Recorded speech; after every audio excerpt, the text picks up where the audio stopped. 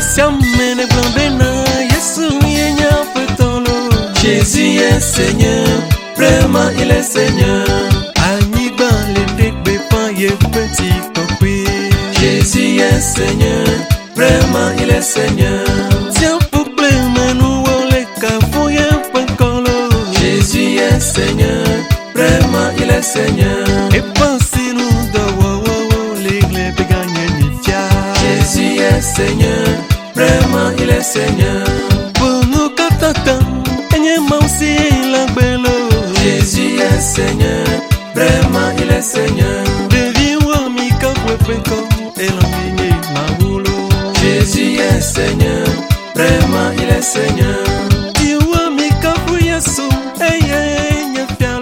Jésus est Seigneur, vraiment. Musulman de quelques générations, pata, on le zouma bon, mais le tapa, bon, musulman, pata, on s'en va, bena, Yesu, Yesu, ma Dieu, ah, Yesu, mais que y'a mon y'a ben, les y'a maoré, ah, on peut faire, et le clan, le bena de Yaba, il y a trop, ouais, si vous le courant, il y a pas du pot, il y a un matin supporté, zouma bon.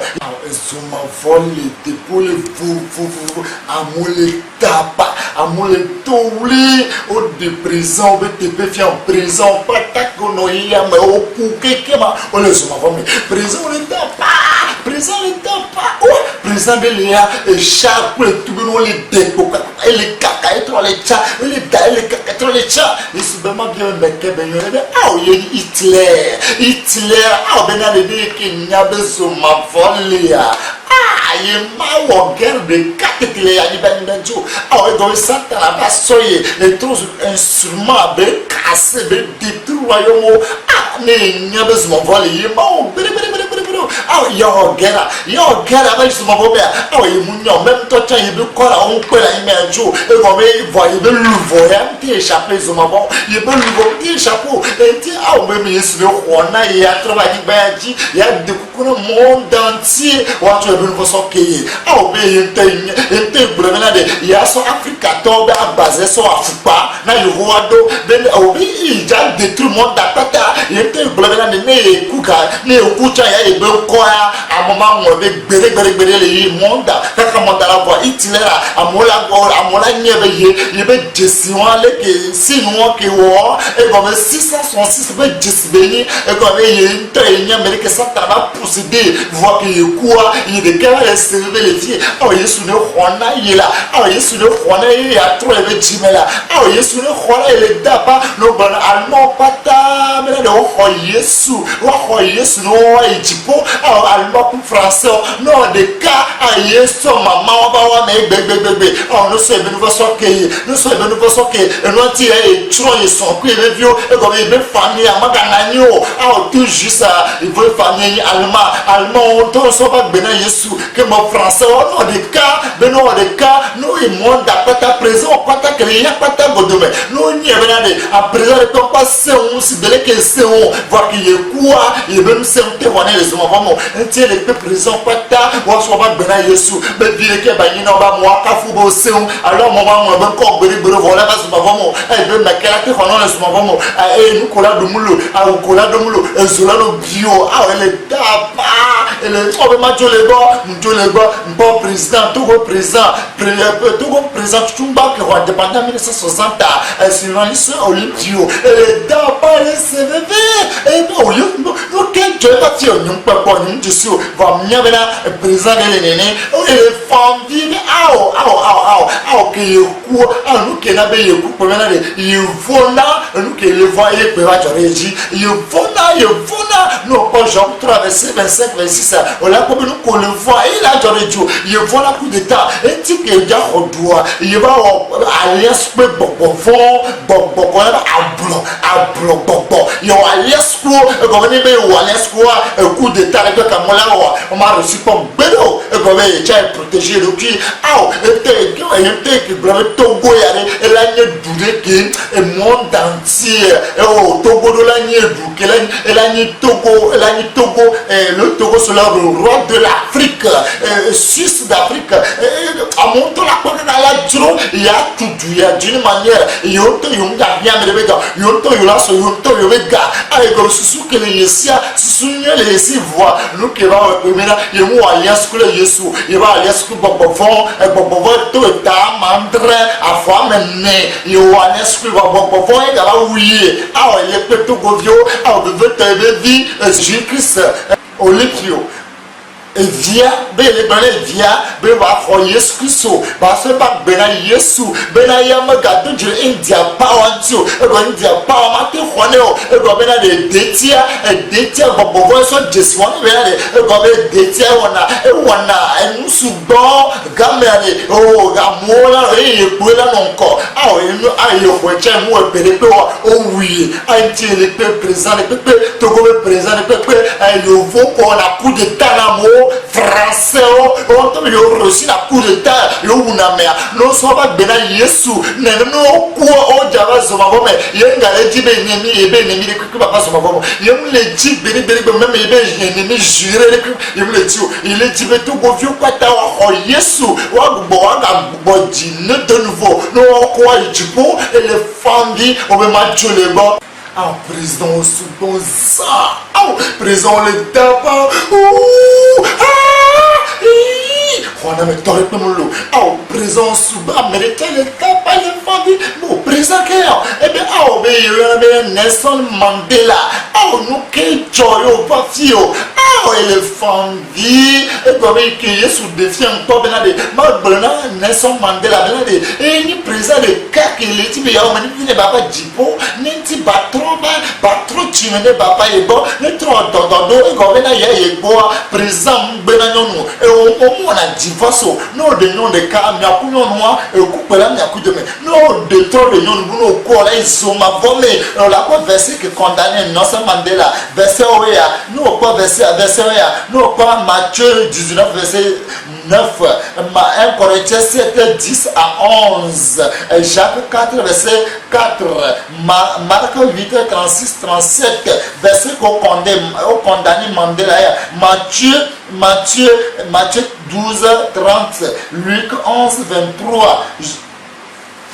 verset on condamne Mandela. Nous qu'est-ce au passe de ma maman? Eh bien, yon kari chipe ya pas ma maman. Et comme il y a ce benade, il est quoi mais ça ne yon petit papa mais yon deux problèmes comme les pépos. Yon mounya benade. Et comme il doit la liberté, il est en prison 27 ans. Votre fille elle est quelqu'un mais il a tous les filles. Mais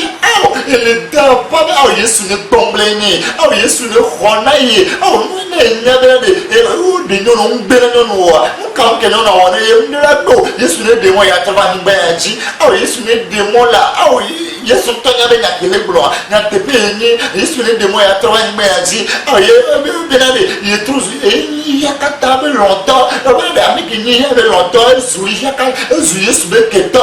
Mo be nemi. Ko be l'on a monsieur. L'on a bol be nyabo. Nous pas tellement ou chinois. Et ko be na de et qui a vu du sud PD non nous là dans le boss nous là de la titre noanti voir comme il y a Catalan longtemps et tu es là satisfait à monsieur mais nous que tu nous amène où mon son qui là et bon mariage et qu'on de nous la beau voyage et beso yo divorce il est quoi il va se m'avoir mais il est pendu les tapas il est baba Yesu Yesu ne comprend et comme Yesu que bon il est dit ne be quoi baba Jipo voyez sous que tu on te amène venir et comme il amène brevet de de Yesu alors ne tu en cours sur toi nous allons be dans son va obéir Yesu ne démon fide il le claro be ya toi benji il m'a gagné il avait on temps il m'a gagné à pour Paul il m'a gagné il a do il a to ya tu peux la fin du temps ben non afin de se taler que on a pété non de dans le trop il a prêché non et il a prêché non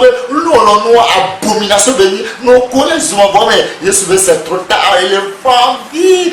il gâté bon il a dit il est prison 27 ans il quoi mais mais quelle a yo Yesu de capela hona quand me leva tous les filles vie qu'elle est allée bon le terme la fille qu'on va tout mulo fille il du gâteau du so ma voix mais il veut le famille il veut le blanc mon kata qu'il y a mais américain que l'on est bien boire nous sommes pas bien Yesu présent pata que yeku amoko pata va ebe chomo mais ou toi pas bien Yesu non quoi on garde son bon va amoko le braver yijipo il jipo koto o le daji il les ma pas les filles na me de long ebe nyagba nous sommes pas bien Yesu non quoi non yijipo yem gale jina me de pe baba son bon yem le tio na me be futo américain yo vo américain yem le tio et ben le famille est servi arrête pas Yesu le connaît mon le tapa président le famille non pas là on ici non président le tapa Yesu le connaît yo mon le connaît yo bagaille pas mais les tapas les sévères et c'est un peu que les regretter mais pas seulement mais Yesu va bien nous que ouais va funo et bien il y a Thomas Sankara il y a Thomas Sankara il y a Taïwan et comme il y a Taïwan il y a pas bena Yesu mais que c'est pas bena Yesu blipouille il y a Christo vava benale marqué coup même tant que me la passe perdu il y moi Jojo et comme il est tout Santa Bakpaji c'est bien Homsen nous d'autres alors on dirait tu m'as dit toi et moi tout pour nous qui bien et nous et comme il dit bien bien et comme à dominer faire yo vonti yo voma mais papa et comme il face perdu il a fion il a n'a pas nous pour long il a toteo et comme il ko bana africain et comme il ko africain de richesse son dona il a la tote nous les pays mais you faut pas ma bayo et que va y te payer bena et que you va bena to Africa to on du fin de nouveau et you voulez là tout fait na yo et tout na you vous bena de yo ou là et fait que you là tout na ou là tout fait na yo chaque ba yo là tout fait na et comme Africa de richesse ne Africa mo le Europe chamlo et comme Africa on be richesse et tu you vous va baser na do que on tout fait no yo a conta na nous ko fili yo bo nous tout fait na voir et que quand yo là tout na a dominer fili yo voti et comme et va pas ONU Organisation des Nations Unies et nous pas c'est faux organisé on a détruit Africa organisé ONU on a le fi Africa avec richesse organisé le Santanaji organisé le Framaskondi organisé le mafia direct à escroquer amour vous là trop Africa you là les Africa you le to Africa you le on qui vont vous aux Zukluvi il va la mettre fin de nous avoir 20 ans et comme français au présent à l'époque et comme il y a et comme il y a nous qui là où est là imposé un démon voilà français président à l'époque et il y a tout comme président il y a président et comme on a dit français président Mitterrand ou il y a un coup d'état et comme on est pas tout comme président et il y a des manières simbe il y a couro au feu boyer ou des cas on va préparer tout comme soja il y a un coup d'état et quand on a dit Rosita il y a un tel bon Holland Blaise Compaoré et ni pour que tout il va détruire et comme on a dit on le bravo yo Africa yo il y a mec yo là tout faire yo et puis yo va aller moi yo va pourtant on va droner des no yo boui ga wala que tu as OCD mon pata fa fito oni a no pata Afrique occidentaux pata pafitoni o jatro Africa l'Afrique est humanité Africa et nyumde ke na Africa mloa Europe chamlo e go alle yo to yo indépendance yo bedume o kaso yo so kluvi e go o ja gbabira yo le do be gbe alunu ke adome veye awa veye ntabena Yesu mle Yesu ne Yesu kele Yesia ye kare di be la arrêter o be no ko wona le o be plan kwata ko wona voa nu ke le tipo be di na Africa be président no lo Africa no titre o de ka be Africa no avu no po Europa wo o be vio ka ko jo be vio o dollar da compte mais non ka de yo ko 18 ans o ambition le fou nu ke juro wona ba Africa di ke la ko 18 ans e gara no compte mais no me moni wa to fi du be ga yo so na o be vio no ko te ve système enti Africa be présent no cité o de ka o se de comme e ko no la no France ba pa je ko na tous o be pluvier soit on a de franc-maçon on a de 7 mais on a ça nouveau nous on pas ta regretter il CV là nous qui veut là qui voyez moi voilà elle va les dire bana mo ko wi ntacha même no wi ntacha wo so ba bena mawo bo ngava so mo le regretter le CV le babno blanc bless capaure ba Afrique que bele ka pouvoir ne trotime ne se ba bena mawo ne ba ko Yesu ne tati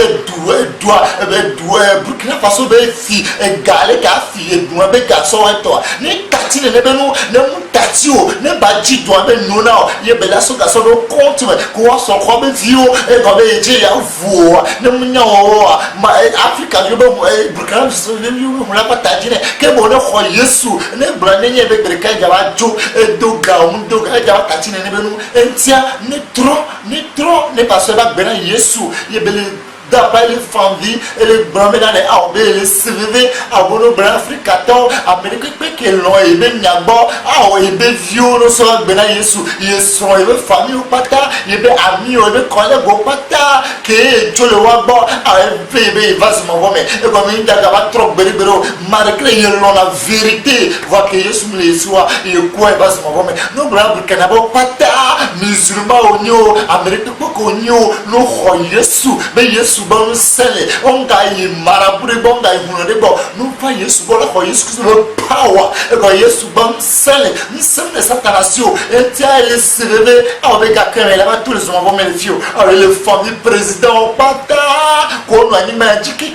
o les hommes vont président de kawi du popo président de pepe wi du popo on pas pata kunkuve no pas la famille a no tonobe o ni président la meji o dona buwanti so do janwanti o gae hiawa ehwe hiawa no hiawa nuke onde pe mu hiawa vole zuma bo me enu ko la do am le to esikola no am le to o le fond o le regretter le tapa Yesu le khona a envie de que bani ne y avec son wa so moti yo a wo pe le vent o le bras prison pas que le monde entier le présent pas tabe yo vo tale no tat am baba no o de ka no a pe Africa vionchi le de ka o ni wala pe Africa vio la de o le Africa vio le to non Africa vio liberté go non Africa vio vovo o lo on to do mbera no won ke tro na o be do chamba yinko entia ele seve le père messia me bena avec ça me ko Yesu dise ne ba yipo Thomas Sankara bello Burkina Faso l'homme messia me qui me le tira me pénétrons nous que le tira Burkina Faso va messia me bena catholique be church li pepe que le funo no nya church won be mga no duomo e go church won kenyo church won santa be church e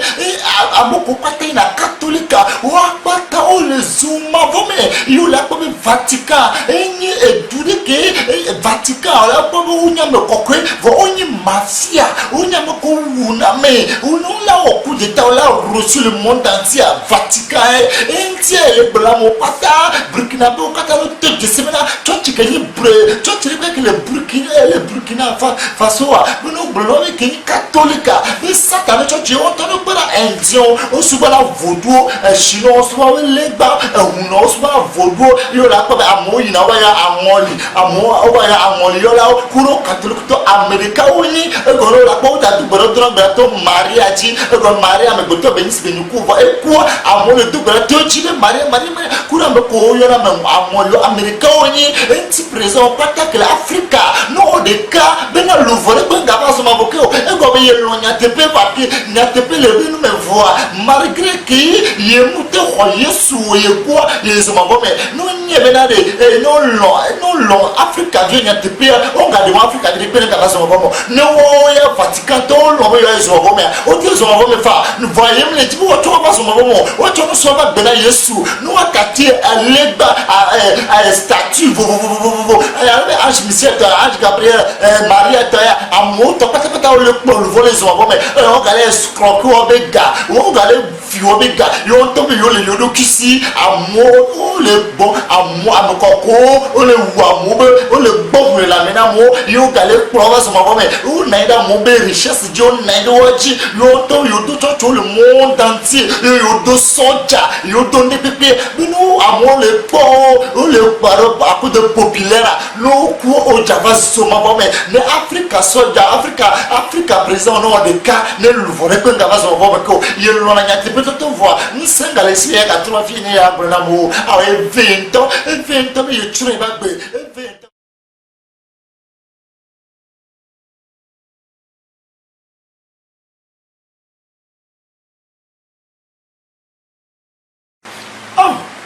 tu connais tout ma voix papa et team et ben il me tient pas comme le tourmenter et où il m'a affiché dans son dos et comme là le tourmenter et go et toi peut-être je suis là Gabriel Vanille Dipo et dit John elle avait John m'envoyer n'a me péter no péo John m'envoyer à me péter à me péter qu'à souhaiter n'a pas ne mine toi tu vas y sur mon femme avec une fille toi tu même n'y a ni deux nimo ni gâté deux nimo comme n'y a pas me péter ni nimo ennemi ni santana ennemi ni tapé de corps enti ni nga souhaiter berebeda amene zo vamo e go funu mani tepe ke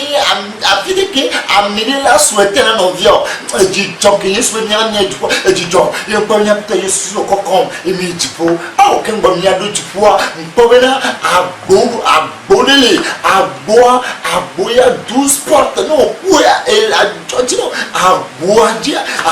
le clinch mani mnyale ke man décrit ni amela tipo ki ba do aboa no Apocalypse 21 verset 21 on l'a pour abo que le blois et bible nous pour la tipo agora abonya abone que ni 12 portes nous pour akini doit bon le que abonto to le que si et comme ni safle ni peut être sur le voix qui veut doit bon que abonto va que bon la doit bon mais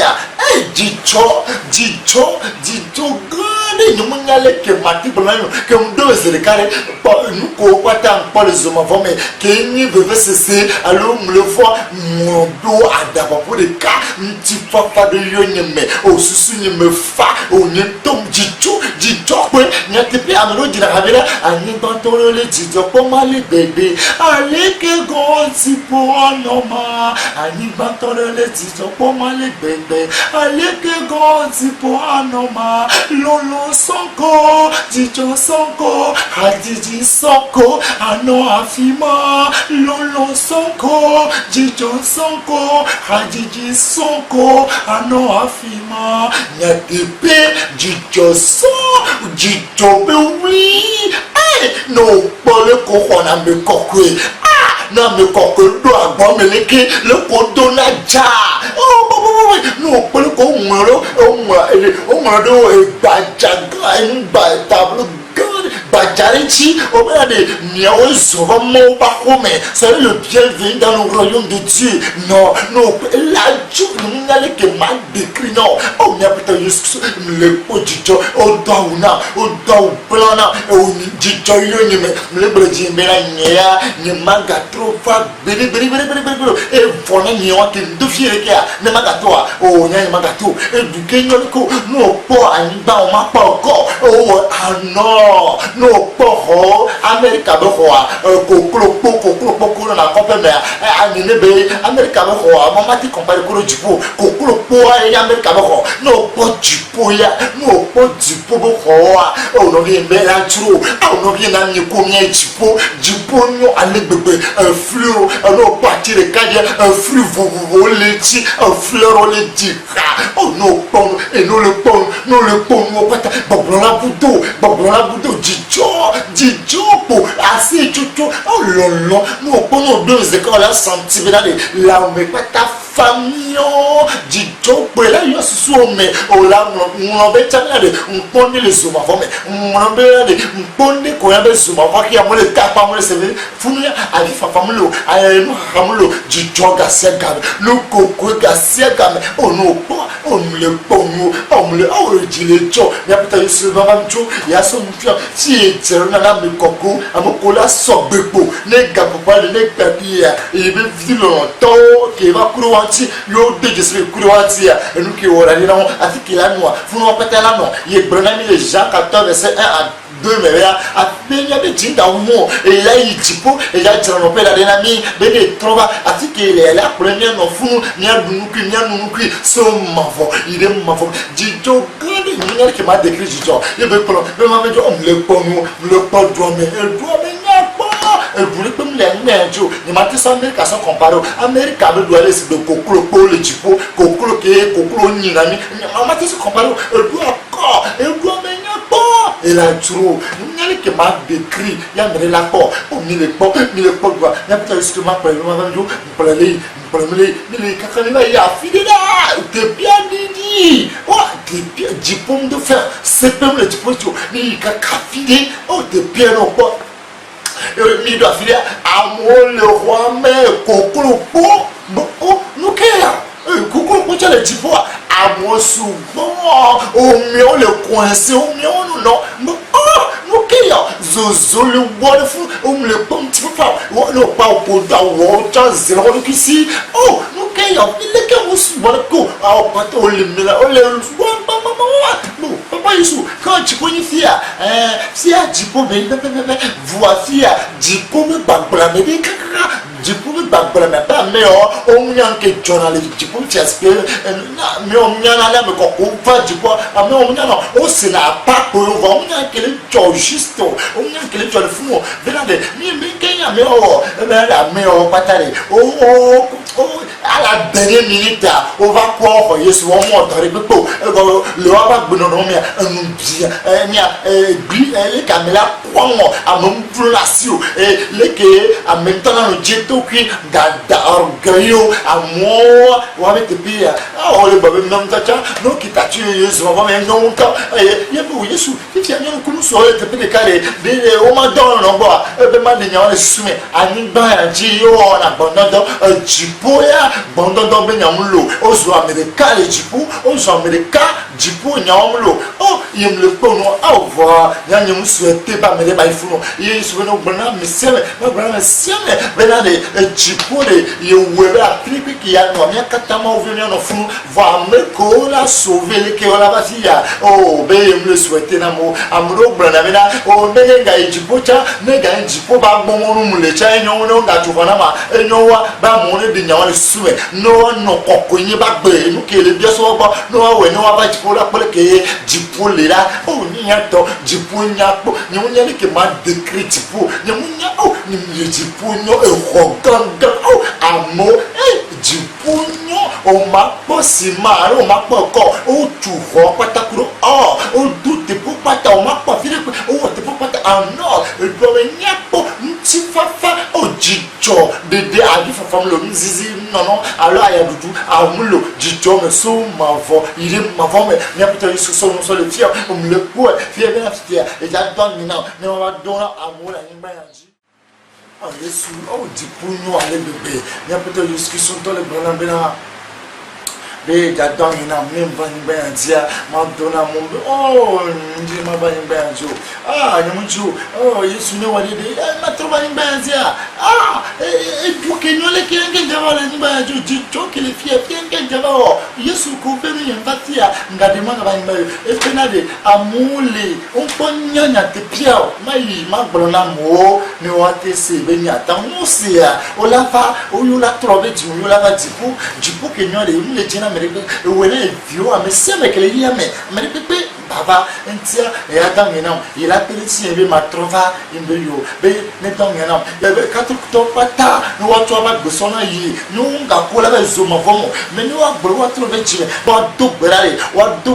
yesu le kabo konji no po jakata be sisa e yenyi mo yenya gba yenya tepia oba america ma te fatipo no mo to yeju yemba me ne to maria ju sata be stratégie ba tro lamo ano blamo benade ai que yesu já overe mi maria glomene ovema e yesu mi maria na be yesu onkunuma entia ne ko yo le bia yesu to na maria ja satana lamoe amone sigomena ye bromena ayenye mo ayenya gba yenya tepia america ma te chiponi to yesu jo ko america pe que les catholiques be o ya les catholiques ya mi do bata maria jo ne ko ja jipo ja yesu ma bome ka mo ko te yimle jiba america pe yesu ma bome wakata wa travail bo pe o le ko la on dit ça chemin de croix no pata o la o yesu ba tituga ye o yesu be yesu vito no pata santana be voodoo ordinaire no ko on toto le clan o nyabe no lo do no tati no travail me jo be ku monseigneur o fadao sisao benale wa dogo le funu no wa travail yesu ba wa do le church mo me go church mo da trebe la ba troso e go santana be church ye yesu le brasser ça aussi sao koanto obeyo le pa filina ochi le monde e onto yo to filina o yo no dominio be me ko le bleu befu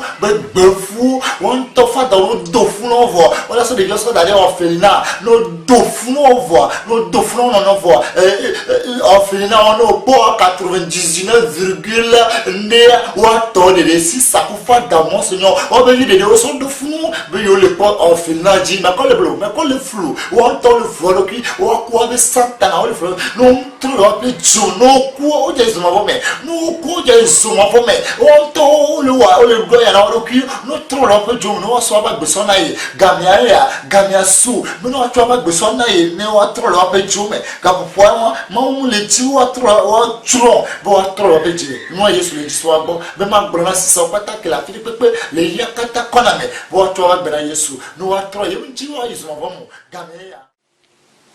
yesu me le parole ko nya poleke a ho gangan ko le djamia benade ma gbona mo ko la wori la to ko gana wa ntuma ko melade no ha bible wa na enuolia wa no to gbeda wa no kafu wa adoration wa no kakamaunya wa no dominion il a to ko gana le jipo yesu ye le ble e benano no kakamaunya ko la ko benade il a to ko na ole ma to ko na o ma